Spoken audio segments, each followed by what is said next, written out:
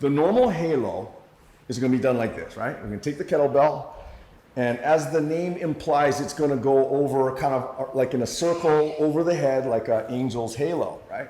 I actually like to call this an orbit, because an orbit, the kettlebell is going to stay below the top of the head. And when you focus on orbiting the kettlebell around what would be the equator of your skull, you feel how it kind of changes things a little bit, right? Stretches Just by out the trying to do shoulders. that. So now, do you guys know what coiling is?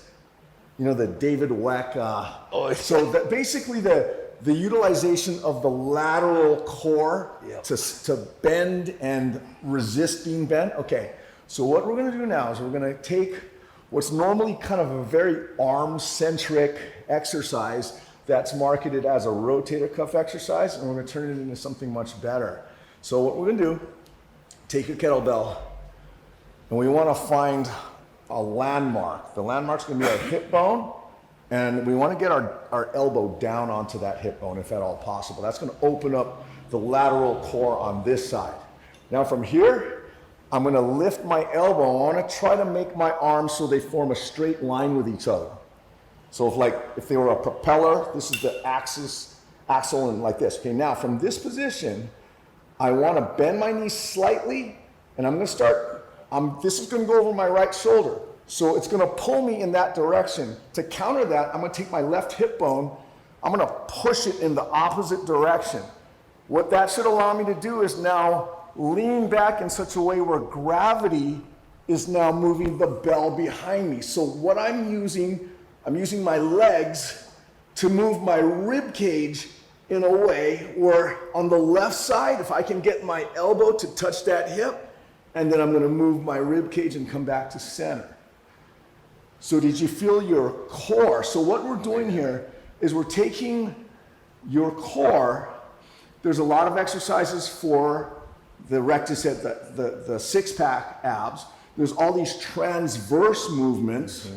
There's a lot of lateral flexion and anti-flexion movements, but this basically takes your core, you know, like the joystick controller on a video game. I can feel it. Because there's times, especially, you know, in the water, if you get tossed in a wave, you're going to get spun and rotated in kind of that fashion, right? So what this is doing, it is teaching us was connecting the weight to the core. And we don't care about the rotator cuff position. Now, see, like here, staying flexed the whole time. Yeah, so this is what we call a limbo position. And if my counterbalance my hips with the weight behind me, I can even put this more behind me and still hold that. It's all core. And then now I'm going to shift from anterior core into the right lateral core, and I'm really going to stretch here. And then off of that stretch, I'm going to level the rib cage to come back. So when we get that all going the way we want it to, it just goes. But you feel that in the body now? Yeah. Yeah, you should feel good. Stretch, It should just be like, oh. It's almost a full body So workout. let me watch you guys do it real quick. Just because you both so sexy. That's all it goes my shoulder. That's the and mobility's that's fine. no good. So once you run, and that's another reason why we like this, because I got limitations too. So once you're there, so if you hit a block here, just start leaning seeing, back. and then you'll find, I got space here, I got space here, I got space here, I got space here. Yep. So I got my right side, same thing, locks up, but I can still kind of just maneuver. Yeah, I just think of where can I move my hips to get that thing to go. And then in a moment, I'll probably give you a heavier bell, because I think a heavier bell will also help bring you. Yeah, it'll stretch it more. Why don't we more. do that now? And just small kind. Mano, how you doing? This 10 pounds good. Yeah, and okay, so that's just 15, but that's just so kind of. And you're trying to use your legs to maneuver the rib cage in a way where gravity will bring that kettlebell into the position you want. And especially when you're on the board, these adjustments, this kind of stuff that so it's now a circumductive movement for the core, which is kind of hard to come by. Yeah, that's a good taking one. things that take the body, address all of these angles within here, right? Because we do a lot here, we do a lot here, we do a lot here, but here, you know, all these little spots. It's kind of, okay, now here's another reason why this is important. Because when we start doing the infinity lunge, which is going to look like this, have I messed you up by turning this way? Okay, cool. All right. Cool. All right, so here we go. This movement, because I had people send me videos, and they're super cool people. They're trying to do this movement, but I'll see them do this. They'll halo above their head, and then, I'm exaggerating, but that's what happens. That's easy to avoid. If we keep, because right now we're connecting this, in doing all this, we're connecting the core to this weight, right?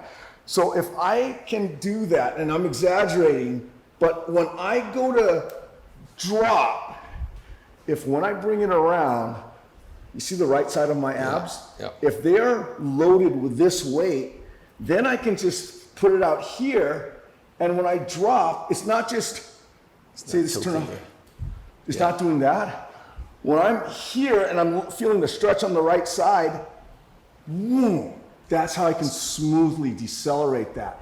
Otherwise, if I just bring it around and I drop, you're gonna get that. But if you're feeling that connection, and you can even go out to here, and don't worry if it drops out there, it's not gonna pull you in that direction. What's weird is if you try to drop it straight back, that's gonna mess you up. So it also is safer, right? Because if we're dropping, we're well clear of the leg. And it seems counterintuitive, but as that moves away from you, it's easy to balance against it. I used to try to do this, and that was just no good. So try. And on the drop initially, don't even lunge, just step back. Bring it around, and just step back. Also, you notice I'm holding this hand up. 2 reasons. Balance. When you bring it around, we don't want to drop it from here. We're going to bring it around. Push it out. And you see how my thumb is hooked? This is called casting the kettlebell. I'm casting it out like I'm throwing out a fishing line. What that does is, you see how my arm is now straight? If I bring it around from here and I drop it from the shoulder, my elbow is going to straighten suddenly. It's going to jerk me. Keep it straight. But if I'm on my abs here and I cast it out to here, my arm is straight, and now it drops in a nice smooth pendulum. It makes it easier, actually. It does. Yeah. So if you're out here, the trick is get it out here, then the drop is smooth. Come out to here, same thing. Cast it. This hand stays up for 2 reasons.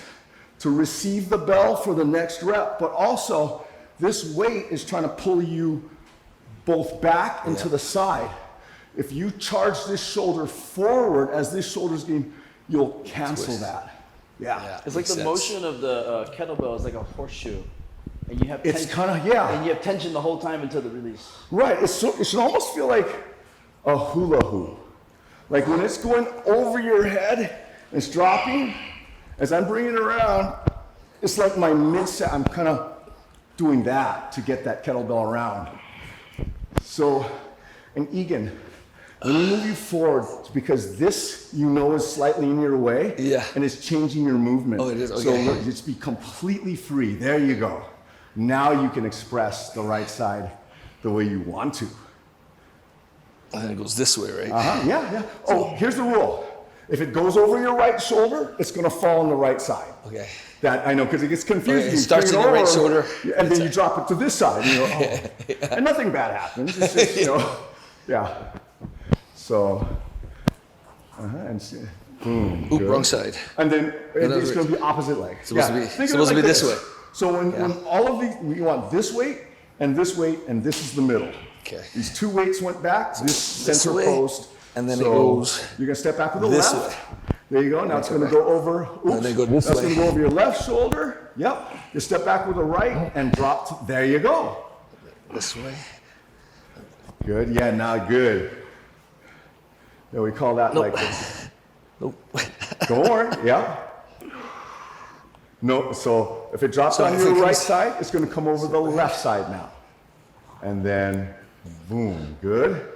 And then that's it, bro. Oop, oop, oop. There you go. And good. Now you got the superhero arm good on that side. Let's see if we can get that. So as you drop, let's see if we can hold that right side up now, yeah? Okay. Here, let's do it together. You're doing fine, but this will look cool. Okay, so we'll start on this side. Okay. Boom. So just pretend your mirror on me. Oh, so it's going to be on your side. This side. Yeah, so No, here's this what. side, right? Let's reset. I'm going to mirror on you. Okay. Okay, ready? So we're going here. Boom. Over this side now. This side. Yep. Coming around. And then be dropping on this side. This side, right? Yeah. Oh, you know what? I'm sorry. I gave you bad instruction. You're doing a little, I'm like mirror reflection. Yeah. So you're doing literal. You know, it'd be right, actually okay. easier if you went there and I just followed you. Sure. Then okay. then I can. Okay. Try this. Okay, ready? So here we go. Right side. Yep. We're gonna open this left side up. Yep. Fully cast it out. Drop. Bring it back to that extended arm. Put that on the midsection. Fully extend. Drop this side. Bring it back. Boom. Right here.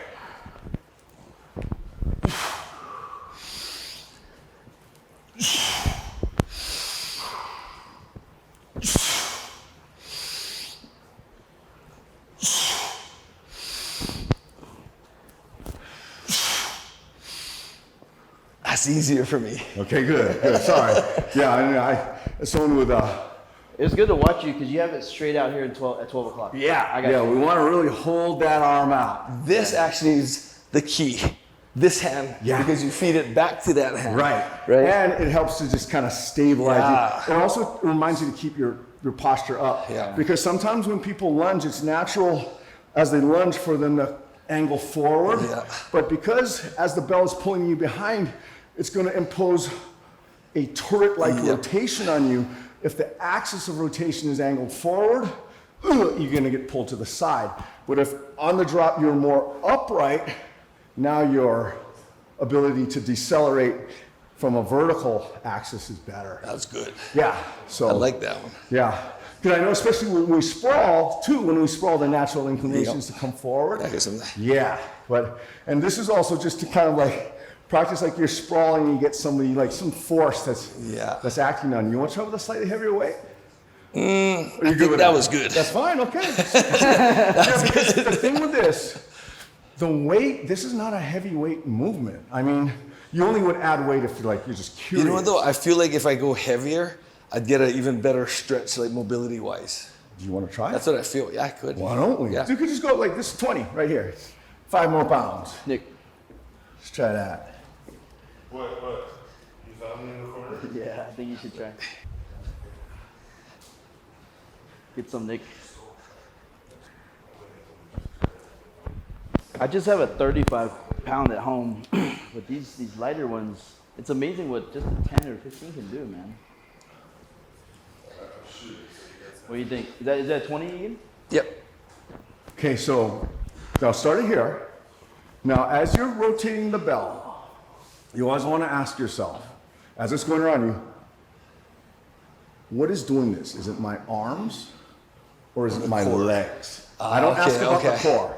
Okay. But if you feel like your arms are doing it, as soon as you feel like your legs, then if you bring it into your legs, your core automatically is going to go. Okay. Yeah, so as you're going around, it's like,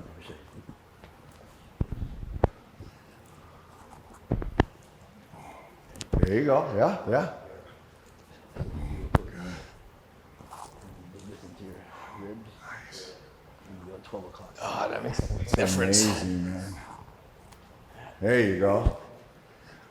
That's looking good, yeah. Because you feel like now that you're moving it with your body, a lot easier to control it. You're connected to it. There's no snags in the movement. So you're fully when you're on this boom, side. yeah. Yep. Now here's a Stick this little into your detail ribs. that can make this even better for you. I'll use this. So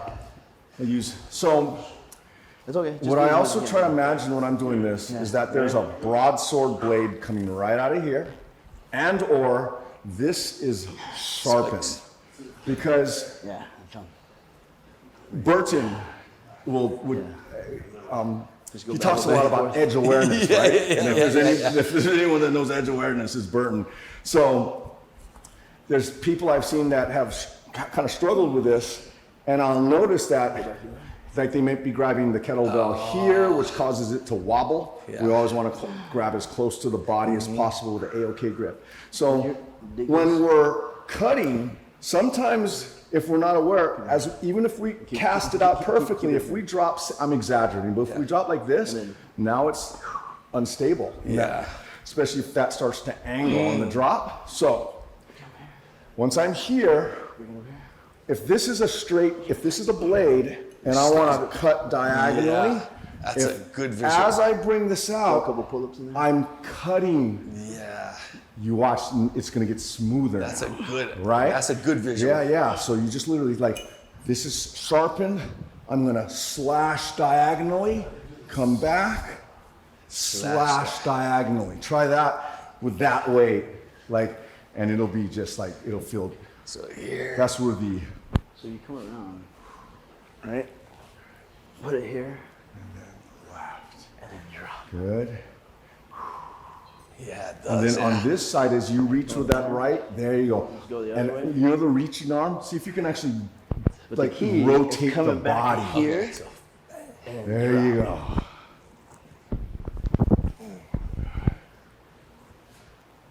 Back the other way.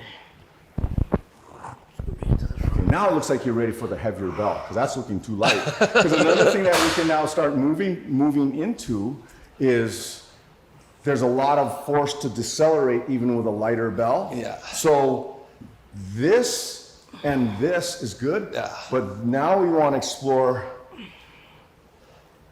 deep. Dropping down. Okay. And the way we enter is, let me have you guys, you can put your bells down. This is a cool way of looking at the lunge. In general, freaking mom. No, okay, so, no, just hamming for the camp. Okay, so in general with lunges, it's very natural and normal to focus on the front leg, right? I mean, it's just, so, and people tend to, especially when we lunge walk, you'll see people literally kind of, and that's great. But and Egan would know a lot about this, but for ground fighting, you're oftentimes here, and Mano, you guys all know better than I do, but in this position, if I have 90 degrees behind both knees, if this leg does what it wants to do from this position, as the knee straightens, it pushes me this way, right? And from the same 90 degree, if this leg does what it wants to do, it's going to, as it straightens, push me that way. So if we can get, instead of like 80-20, 50-50, both legs doing their pure movement at the same time, those forces collide, and the only direction they can go is upwards. So I'm going to ask you to lunge in a way where you're feeling the ankle. Now, Mano, for you, we're going to modify this, but the ankle of this foot, and we should feel the front of your thigh. So as you're lowering here, you should be feeling this. Yeah. And we're not going to worry about all the people that say you shouldn't feel that, because there's a good reason for this, okay? So try just do a few lunges where real comfortable. Basically, if you just stack your chest over your pelvis and you focus on what I call gorilla chest. Gorilla chest is, you know, the way a gorilla or a bodybuilder stands? It's probably the same thing. Okay, so here, gorilla chest. Now I'm focusing on lowering my kneecap down. And here's how I know I'm doing that properly. Watch the back of my left ankle. You should see the Achilles tendon lengthening. Okay? If you feel the calf of this leg as well as the front of this leg working, and then you come straight up. Another way you can do this is try to keep the weight on the heel of your front foot. Because if we can't keep the weight on so the toes should always be slightly extended off the floor as we're, and I know that's counter to this version of the lunge, you know, and this is fantastic. Oh, let's talk about that real quick. It's like totally different for me Yeah. because I ruptured Pulling in. And right now, you See just that go to if like due to previous conditions or current things, we never want to force the joint. If you can easily, I should have said that first. If you can kind of somewhat easily get here without any pain or discomfort, but like if right now for whatever, like this can be very, very helpful. Yeah, this is great. Also though, this is something I haven't been doing a lot of, is this version of the lunge. I see a lot of guys doing, this stiff ankled version of the lunge, and this is a powerful movement as well. This is, because I'm trying to get myself ready for slow, short, low intensity sprinting, because I haven't done that in a while, right? But in order to do that, I gotta get my feet and my calves kind of on it. So, but this lunging with a front heel elevated is it's good for your balance. oh yeah, it's good for just activation. I have knee issues. And what's funny is when I do a lot of movements like this on my tiptoes with my calves and my feet activated, it seems to dissipate like some of the force off of the bad parts of my knees. And so, and I don't have to compensate though. It's just with all the extra joints involved now, it seems to take some away from the knee joint. Less funnels up to the knee and makes it there, Waking everything up, kind of. For sure. Yeah. So anyway, that lunge that we just did is also going to keep you upright if you're knowing to use this leg. As you're descending, that's another thing is the only way we can really with heavier weights handle this movement is with the chest up here and with this leg super strong, because we do also need to push off this leg to come back up. Yeah, and if we're kind of leaning here, there's no real power. But if we're down, if we drop and we're here, then we can and then get the kettlebell going again. Yeah. Okay, so Egan, you want to try keep going heavier? Anything you want? Keep going heavier till I can't do it? Yeah, okay, the 20 felt okay, right? Yeah, 20 feels fine. Let's go, let's try 25. Okay, 20.